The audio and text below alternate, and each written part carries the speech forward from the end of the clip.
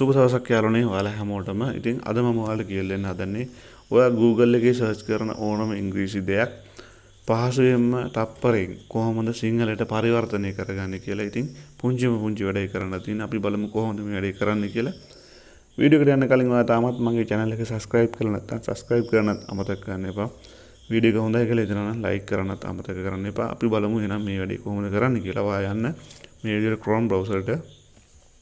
මේ විදිහට ගියාට පස්සේ මම දැනට මේ උදාහරණයක් විදිහට මෙතන ටයිප් කරගන්න මොන හරි දෙයක් මම මෙතන මේ ශ්‍රී ලංකා කියලා ටයිප් කරගන්න. හරි මේ විදිහට සර්ච් වුණාට පස්සේ හරි දැන් මම මෙතන මේ ශ්‍රී ලංකා කියන එකට ටච් කරලා මට අදාළ විස්තරයක් මම මේ විදිහට සර්ච් කරගන්නම්.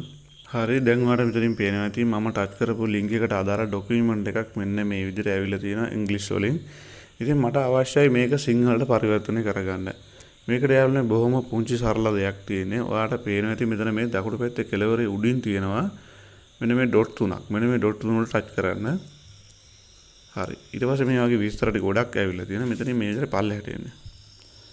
පල්ලෙහාට එනකොට ඔයාලට මෙතනින් බලා ගන්න පුළුවන් translate කියලා තියෙනවා. මෙන්න මේ G අකුරත් එක්ක නිකන් චීන අකුරක් වගේ එකක් මෙතනින් බලා ගන්න පුළුවන්. මෙන්න මේක උඩ ටච් කරන්න.